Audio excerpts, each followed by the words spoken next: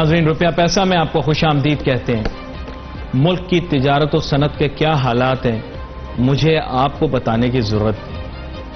یہ چیزیں آنکھوں دیکھی ہوتی ہیں، ایئر کنڈیشن کمروں میں، ٹینٹڈ گلاس والی گاڑیوں میں، اور اس کے علاوہ رات کو محفلوں میں ڈسکس کرنے والی چیزیں نہیں ہوتی۔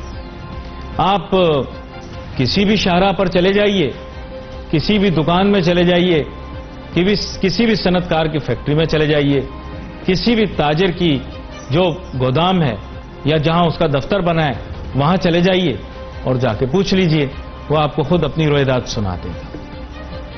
میں نے تو اس سے بہتر اگزامپل رکھا ہوا ہے۔ میں جس بھی علاقے میں جاتا ہوں، میں فیکٹریوں میں نہیں جاتا، میں آس پاس کے ہوٹلوں میں جا کر مزدوروں سے پوچھتا ہوں، ہاں بھائی بتاؤ آج کل کاروبار کے کیسے حالات ہیں۔ اگر بے روزگار اور پریشان دکھتے ہیں لوگ مجھے وہاں، تو میں سمجھ جاتا ہوں کہ معاملات ٹھیک نہیں ہیں۔ میرا تو سروے کا یہ طریقہ ہے، یہی میں ریکمینڈ کروں گا ان کو بھی جو ارباب اقتدار میں ہیں۔ کوئی وجہ تو تھی جو حضرت عمر رضی اللہ تعالیٰ عنہ بھیس بدل کے رات کے اندھیرے میں کبھی کبھار شہر کے حالات دیکھنے کے لیے نکلا کرتے تھے، جہاں تک مجھے بتایا گیا ہے جو میں نے پڑھا ہے۔ اور وہ جا کر شہر کے جب حالات دیکھتے تھے تو ان کو اندازہ ہوتا تھا کہ معاملات کس جانب جا رہے ہیں۔ کیا ہمارے ہاں بھی ایسے نہیں ہو سکتا کہ ہمارے حکمران بھی اس پوشاک کو اتار لیں جو انہوں نے پورا دن پہنی ہوتی ہے اور عام لوگوں میں گھل مل جائیں اور ان کے ساتھ جا کر بات کریں، ان سے پوچھیں ان کے مسائل۔ بھلے ایک کسی اتوار بازار پہ چلے جائیے، خواتین جو خریداری کرنے کے لیے آتی ہیں ان کو دیکھیے کہ وہ کس طرح سے اپنی حسرتوں اور اپنی ضرورتوں کو اپنے دل میں قید کر کے واپس چلے۔ کبھی کسی تہوار سے پہلے اس باپ کی آنکھوں میں وہ آنسو دیکھیں جب اولاد حسرت سے چیزوں کی جانب دیکھ کر کہتی ہے کہ ابا یہ جوتا دلا دے، یہ کپڑے دلا دے۔ کبھی آپ نے اگر ان حالات کی سنگینی دیکھنی ہو تو آپ خالصت رکھنے والے افراد سے ہی خالصت ان سے متاثر ہونے والے لوگوں سے بھی پوچھیں۔ لیکن جو ڈائریکٹ افیکٹیز ہیں وہ ملک کے تاجر اور صنعت کار ہیں۔ ایوانوں میں تو بیٹھتے ہیں لیکن بیچارے کر کچھ نہیں پاتے۔ اس کی وجہ یہ ہے کہ وہ سجیسٹ کر سکتے ہیں، ایڈوائز کر سکتے ہیں، لیکن فیصلہ تو پھر آپ ہی نے لینا ہے۔ جی مجھے پتا ہے کہ آپ شو دیکھ رہے ہیں، آپ نہ میری نگاہوں سے چھپ سکتے ہیں نہ ان کی نگاہوں سے چھپ سکتے ہیں، فیصلہ آپ ہی نے لینا ہے۔ جی آپ دیکھ رہے ہیں، مجھے پتا ہے۔ میرے ساتھ مہمان موجود ہیں، جناب خالد طباب صاحب، صوبائی وزیر برائے صنعت و تجارت رہے ہیں یہ، اور ان کے ساتھ موجود ہیں جناب فراز الرحمان صاحب، SVP ہیں کاٹی کے۔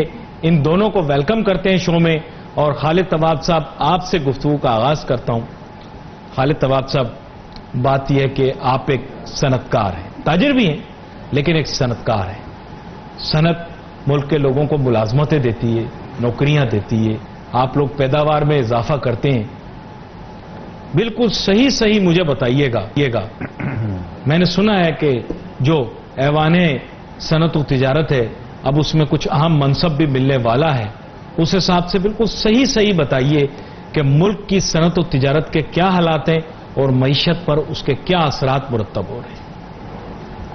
جی خالد طباب صاحب۔ بسم اللہ الرحمن الرحیم۔ دیکھیے، جو بات بھی کہی جاتی ہے، کہیں بھی کہی جائے، وہ انشاءاللہ صحیح کہی جاتی ہے، اور جو حالات ہیں، آج آپ نے معیشت کا ذکر کیا کہ معیشت کی کیا حالات ہیں، یہ سارے قوم کے سامنے ہیں۔ آپ نے ابھی بڑا اچھا اپنا ایک تجزیہ دیا کہ ان لوگوں سے پوچھو جو اتوار بازار جاتے ہیں، یا کنزیومرز ہیں، بچے ہیں، عورتیں ہیں، غریب لوگ ہیں، ہم لوگوں کا واسطہ ان سے روزانہ پڑتا ہے۔ اگر ہم ایک انڈسٹری چلا رہے ہیں تو ہمارے پاس وہ لوگ ہمارے پاس کام کرتے ہیں۔ اللہ تعالیٰ نے ہم کو ان کا ایک وسیلہ بنایا ہوا ہے جو ہمارے لیے ہم ان کے لیے کرتے ہیں۔ لیکن اس وقت جو حالات ہیں، وہ مہنگائی جو ہے اس کا ایک طوفان آیا ہوا ہے، اور ملکی اکانومی جو ہے اوور آل وہ بہت زیادہ سلو ڈاؤن ہوئی ہوئی ہے۔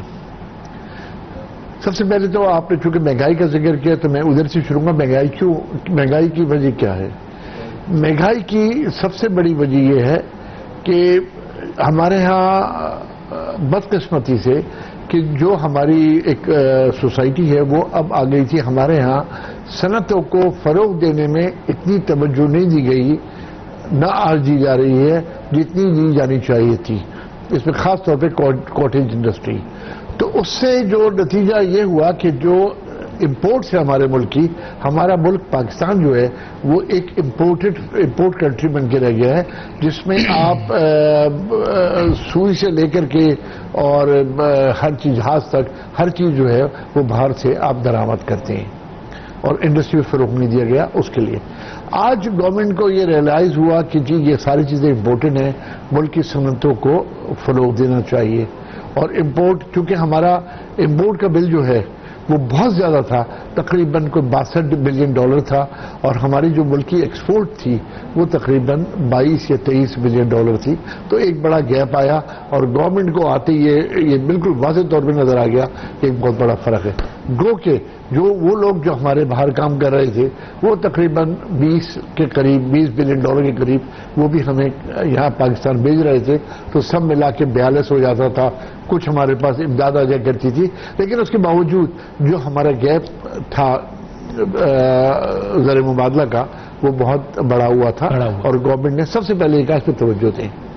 اس کے لیے جو پہلا کام کیا گیا وہ اسٹیٹ بینک نے کیا. اسٹیٹ بینک نے پاکستانی کرنسی جو ہے وہ تقریباً 105-106 روپے چل رہی تھی، جو 156 روپے پہ چلی گئی. تقریباً 36 to 40% جو ہے وہ انہوں نے اس میں اضافہ کر دیا. دیکھیے اب میں نے آپ کو پہلے تجزیہ دیا کہ چیزیں ساری امپورٹ ہو رہی تھی. آپ دیکھیں ایون پھل سبزیاں یہ بھی امپورٹ ہو رہی تھی جو پاکستان میں پیدا ہوتی تھیں. اب اس سے نتیجہ کیا نکلا کہ جو بھی ساری امپورٹ تھی وہ 36% کا یا 40% وہ فرق آ گیا. لیکن یہ بھی خیال رکھیں کہ ایک تو ڈائریکٹ فرق آیا ڈالر کے فرق ہونے کی وجہ سے، اس کے علاوہ گورنمنٹ اس پہ کسٹم ڈیوٹی اور سیل ٹیکس لیتی تھی، تو مہنگائی میں بہت زیادہ اضافہ ہو گیا جو کہ کنٹرول میں نہیں رہا اور ایک عام آدمی کے لیے مشکلات میں اضافہ ہوا. دوسری طرف جو ان کو اگر آلٹرنیٹ چاہیے یہ تھا گورنمنٹ کو کہ اس طرف ایک صنعتی پروگرام دیتے کہ جی آپ امپورٹ کم کر رہے ہیں تو صنعتیں لگائیں. یہ مراد یعنی ایک طرف سے امپورٹ کم کرنے کے تو طریقے بتا دیے اور کر بھی لیا کام اس پر، لیکن صنعت لگانے اور ایکسپورٹ بڑھانے پر اتنی توجہ نہیں ہوئی. چلیں اس موضوع پر میں آپ سے مزید گفتگو کرتا ہوں. فراز صاحب کو بھی شامل کرتے ہیں گفتگو میں. فراز صاحب اصل میں بات یہ ہے کہ آپ ایک ایسے صنعتی علاقے کو اور ایسے اسپیسیفک میں کہوں گا کہ جب کاٹی کی بات کی جاتی ہے جو ملک کا میں کہوں گا سب سے بڑا تجارتی علاقہ تصور کیا جائے گا، یہاں پر مختلف قسم کی صنعتیں لگی ہوئی ہیں. تو میں چاہوں گا کہ آپ تھوڑا سا ہمیں یہ بتائیے کہ اس وقت صنعتوں کی کیا صورتحال ہے. لوگ آ کر آپ کے پاس اپنی پریشانیاں بیان کرتے ہوں گے، تو ذرا بتائیے گا کیا کیا پریشانیاں آپ کو بتاتے ہیں اور کیا کیا مشکلات کا سامنا کرنا پڑ رہا ہے. بسم اللہ الرحمن الرحیم. بہت شکریہ. سب سے پہلے تو میں آپ کی نظر اس طرف دلواؤں گا کہ بیسیکلی پروڈکشن بند ہو گئی ہے، کام بالکل نہیں ہو رہا. اس وقت جو ہے وہ بجلی، گیس، تمام جو یوٹیلیٹیز ہیں ان کی تو جو بنیادی ظاہر ہے کہ پریشانی ہے وہ تو اپنی جگہ ہے. اس کے علاوہ جو سب سے اہم چیز ہے وہ آپ یہ سمجھیں کہ انفراسٹرکچر بھی نہ ہونے کے برابر ہے. یہ ساری چیزیں مل کر اکنامک کے اوپر بہت برا اثر ڈالتی ہیں. اب پچھلے دنوں ہی آپ مثال دیکھ لیں کہ اس وقت ہمارے ایک امپورٹر ہیں جو کینیڈا بیس ہیں اور پاکستان سے ایکسپورٹ وہ کرتے ہیں اور امپورٹر وہاں پہ ہیں. تو ان سے بات ہو رہی تھی تو وہ کہنے لگے کہ کیونکہ انٹرنیشنلی یہ اتنا پروپیگنڈا کر دیا گیا ہے کہ جی پاکستان جو ہے وہ کولیپس ہونے والا ہے، ڈیفالٹر ہونے والا ہے، تو لہٰذا تم اس کو زیادہ بڑے آرڈر نہ دو، انڈیا کو دے دو، بنگلہ دیش کو دے دو. یہ اتنی بڑی الارمنگ سچویشن ہے جو ہمارے اپنے کنٹرول سے باہر ہے. یعنی آپ یہ سمجھیں کہ یعنی چھوٹے چھوٹے جو $50,000 سے نیچے کے آرڈر ہیں وہ صرف پاکستان کی طرف ڈائیورٹ کرنے کا آرڈر ہے. اس کے علاوہ باقی آرڈرز ان کو ضرور مل رہے ہیں مگر ان کو یہ تاکید کی جا رہی ہے کہ یا تو بنگلہ دیش سے بنوائیں یا انڈیا سے بنوائیں.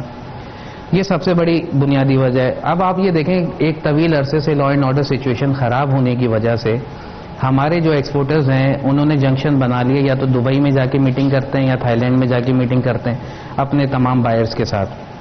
چلیں وہ تمام چیزیں تو اپنی جگہ, مگر سین از بلیونگ. جب ہمارے باہر کے جو امپورٹرز ہیں جب تک وہ ہماری یہاں کی انڈسٹریز اور اتنے بڑے بڑے یونٹس جو ہم نے یہاں پہ اور اتنی لیٹسٹ مشینریز جو یہاں پہ ہم نے لگائی ہیں ان انڈسٹریز کو آ کے فزیکلی نہیں دیکھیں گے اور وہ نہیں دیکھیں گے کہ یہ کہاں پہ اور کس پوزیشن میں کھڑے ہوئے, آپ کے پروڈکشن آرڈرز اتنے مل ہی نہیں سکتے جتنے وہ ایکسپیکٹ کر رہے ہیں. ٹھیک ہے نا. اب صورتحال کیا ہے کہ جی انڈسٹریز کے حق میں آپ نے اگر تھوڑا سا ہم پیچھے چلے جائیں کہ جی یہ سب کچھ ہوا کیوں, انڈسٹریلائزیشن جو ہے وہ بند کیوں ہو رہی ہے, کیا وجہ ہو رہی ہے اس کے پیچھے, تو آپ شوکت عزیز صاحب کے دور کی طرف چلے جائیے. میں ہسٹوریکل پرسپیکٹو آپ سے لوں گا, لیکن مجھے ایک چھوٹی سی نہیں ہے, بریک کے بعد واپس آئیں گے, اپنی گفتگو جاری رکھیں گے. سب سے پہلے اس پر طواب صاحب کا ریویو بھی لے لیں گے, پھر اس کے بعد فراز صاحب سے تاریخی پس منظر بھی سنیں گے. Let's take a short break.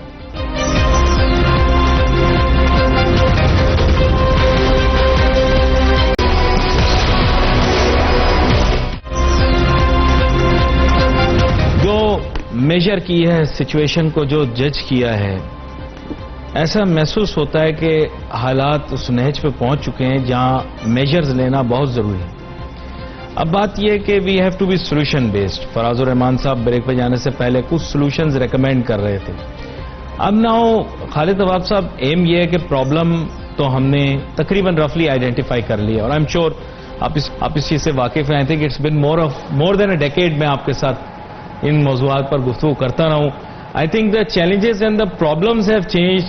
Unfortunately the problem solvers have not changed, their faces are even the same.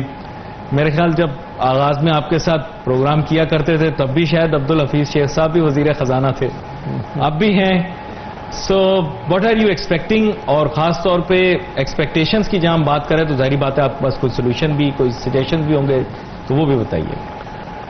دیکھیے سب سے پہلے تو میں اس حکومت کو ایک بات پہ مبارکباد دوں گا کہ جو ہمارا ٹریڈ ڈیفیسٹ تھا وہ کافی حد تک کم ہو گیا. تقریباً جو گورنمنٹ فگرز ہیں $2 ارب پر منتھ کا ہمارا ڈیفیسٹ تھا, جو کم ہو کے $1 پر آ گیا ہے, اور میں یہ سمجھتا ہوں انشاءاللہ 20 سے 25% اس کوارٹر میں فردر کم ہو جائے گا, جو ایک بہت بڑی اچیومنٹ ہے, اس میں کوئی شک نہیں ہے. اب چاہے وہ اچیومنٹ یہ اسٹیٹ بینک لے, چاہے ایف بی آر لے, وزیر خزانہ لے, لیکن اچیومنٹ از دیئر, اور اس گورنمنٹ کی اچیومنٹ ہے. اور ہمارا جو ایک بہت بڑا الارمنگ سچویشن تھی, جس طرح میں نے آپ کو پہلے کہا کہ ٹریڈ کرنٹ اکاؤنٹ ڈیفیسٹ والی اور بہت زیادہ تھا, وہ کافی حد تک کور ہو گیا ہے. اور انشاءاللہ اگر کوئی آئل پرائزز میں کوئی نیا دھماکہ نہ ہوا, کیونکہ جو پولیٹیکل سچویشن ہمارے اس ایریا میں چل رہی ہے, ورڈ آپ نے یوز کیا ہے جی, جو چل رہی ہے, اگر وہ خدا نخواستہ کوئی ایران یا اس میں سعودی عرب میں اس قسم کی ٹینشن ہونے سے, کیونکہ both are oil producing country, تو وہ ایک بہت بڑا پوری دنیا کی معیشت پہ ایک بڑا توازن ثابت ہوگا. اگر وہ چیزیں نہیں ہوتی ہیں تو کم از کم ہمارا جو یہ کرنٹ اکاؤنٹ ڈیفیسٹ ہے اس کو ہم کافی حد تک کنٹرول کر لیں گے, جس کی مبارکبادی ڈیفینیٹلی میں گورنمنٹ کو دیتا ہوں. لیکن اس کے ساتھ ساتھ جو اس وقت دیکھیے آج ہمیں ایف ڈی آئی چاہیے سر, بغیر اس کے گزارا نہیں ہوگا. دیکھیے ہم بڑی دیر سے باتیں کر رہے تھے آٹو موبائل کی. آج آپ بنگلہ دیش کی مثال لے لیں, وہاں مرسڈیز اور BMW جو ہے وہ اپنا پلانٹ وہاں لگا رہے ہیں, وہاں انویسٹمنٹ ہو رہی ہے. ہمیں وی نیڈ انویسٹمنٹ. میں سمجھتا ہوں وزیر اعظم آج امریکہ میں ہیں, تو ذکر کیا نا ایک براؤن اور ایک گرین, جی, دونوں جو ہے وہ اشکال کے اندر انہوں نے پریزنٹ کی تھی آٹو پالیسی کے اندر, جی, براؤن فیلڈ گرین فیلڈ, لیکن وہ کچھ ہوا تو مجھے دکھائی نہیں دیا. ایک پارٹی آئی ہے, بڑی پارٹی, آپ کو پتا ہے میں برانڈ کا نام نہیں لینا چاہتا, لیکن غالباً وہ فار ایسٹ کی ایک کمپنی کو لے کر آئے ہیں, لیکن آئی ڈونٹ نو, جیسے یہ بتا رہے ہیں 50% تو ان کا مارکیٹ کٹ ہو گیا آنے سے پہلے, کیا کہتے ہیں؟ دیکھیے آج پوزیشن یہ ہے, جب ہوا چلتی ہے نا تو سب کو لگتی ہے. آج ہوا بند ہے, جو موجودہ آٹو موبائل والے ہیں ان کی پروڈکشن بند ہے. آئی ڈاؤٹڈ کہ اس انوائرمنٹ میں کوئی نیا مینوفیکچر آ کے کوئی بہت بڑی انویسٹمنٹ کرے گا. لیکن دو پارٹیاں آ گئی نا بڑی, دیکھیں 2 آئی ہیں.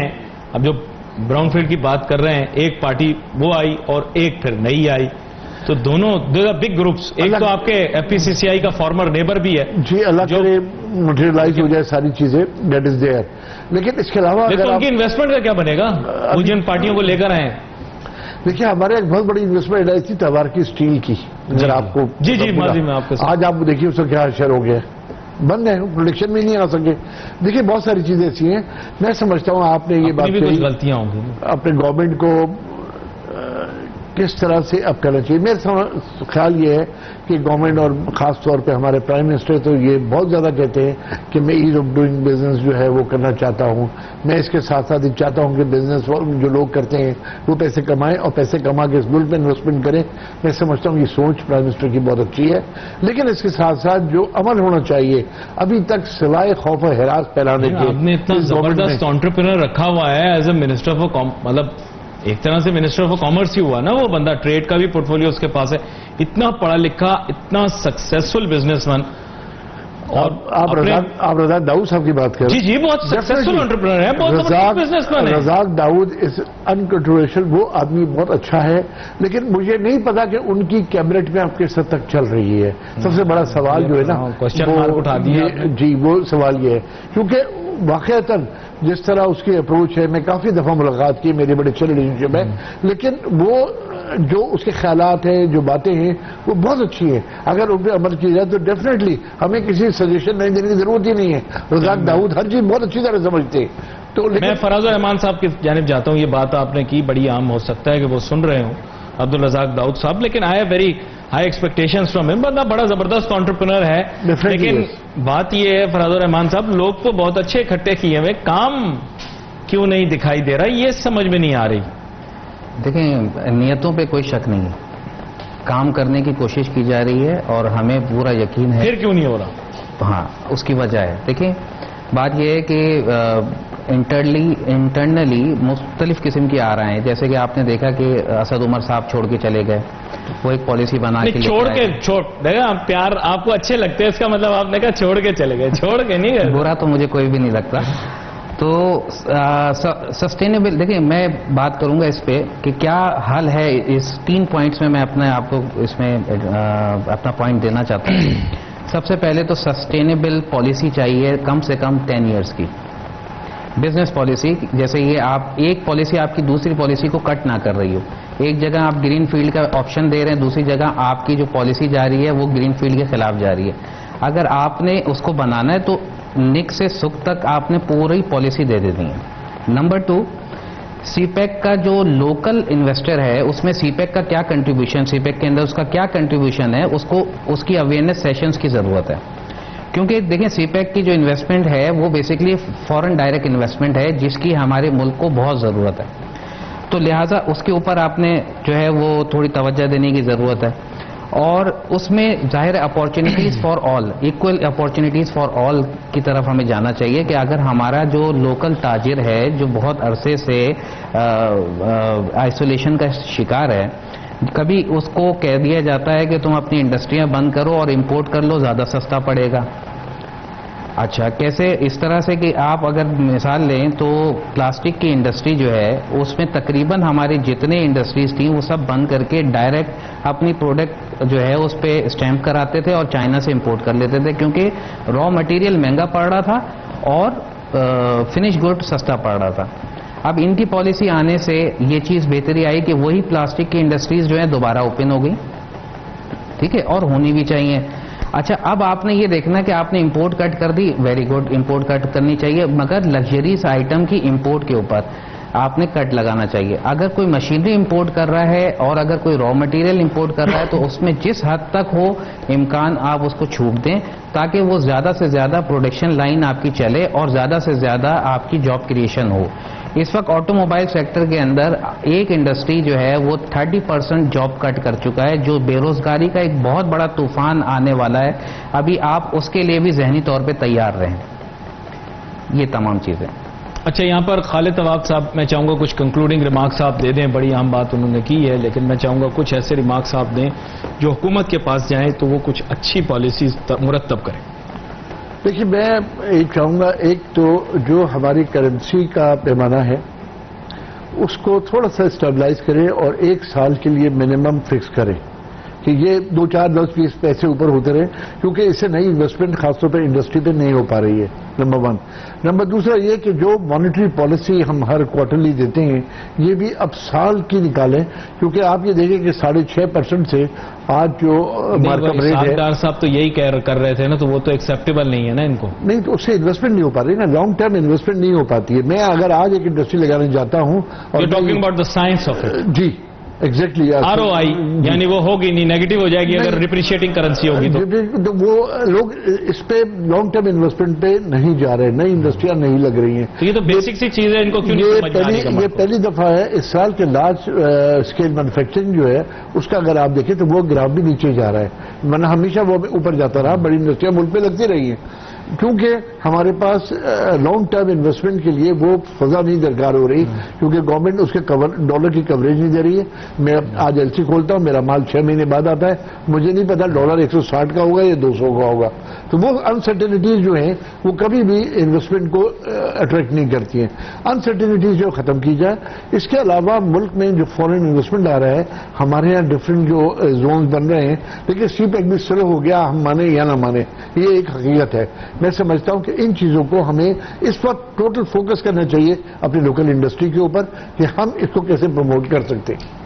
آپ کا بہت بہت شکریہ خالد طواب صاحب، فراز الرحمان صاحب، آپ لوگ شو پر تشریف لائے۔ گفتگو میں کچھ اور موضوعات بھی میں چاہ رہا تھا کہ آج ڈسکس ہو جائیں، لیکن وقت ہمارے پاس کم ہوتا ہے، تو ہم کوشش کرتے ہیں کہ تمام چیزیں جو ہیں وہ آپ کے سامنے پیش کر سکیں۔ We wait for your messages on Facebook. یہاں پہ علی ناصر ہماری ٹیم کو اجازت دیجیے، اللہ حافظ۔